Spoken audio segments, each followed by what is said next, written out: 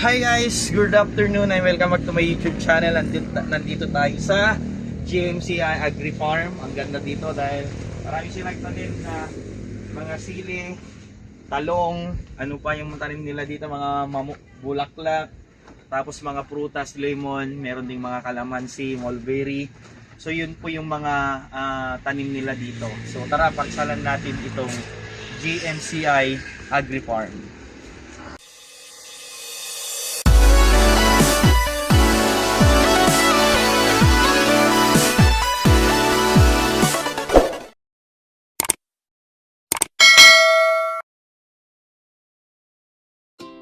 Tara, pasyalan natin ito. So una nating ipapakita yung kanilang mga tanim na kamatis. Kamatis po yung mga yan. Ganito no, ang dami din ng kamatis. Talong.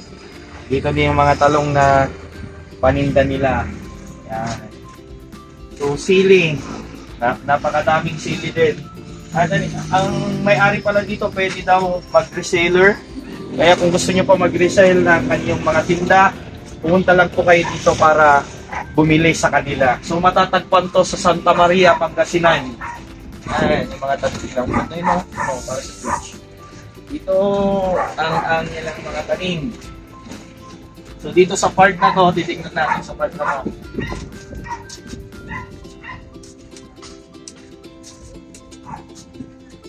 Meron din sila dito mulberry. Ito mga mulberry nila. Mulberry. Yan, kamyas. May kamyas din ata yan, oh. Ay, hindi kamyas to. Ano to? Katuday. Yan. Napakadami. Yan. Sa mga bulaklaking naman nila. Yung mga bulaklak, oh. Ang ganda. Buhatang ka.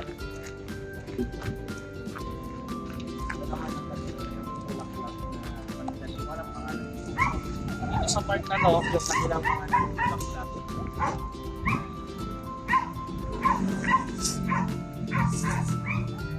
Matatagpuan lang dito sa may Santa Maria. Magkano yung ganito natin? 50 na isa. Umatang kami. Nagpili-pera pa tayo. Pili tayo ng ganito pang tanim sa church.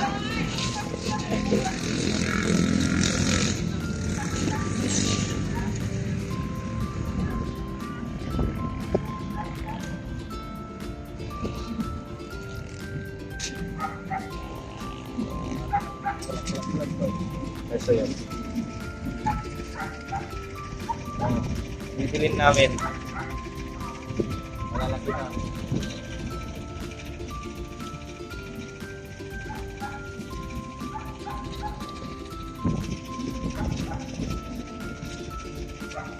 So yun lang, at kung gusto niyo mamili, punta lang kayo dito sa GMCI Agri Farm. So God bless, don't forget to share, subscribe my channel. God bless you all.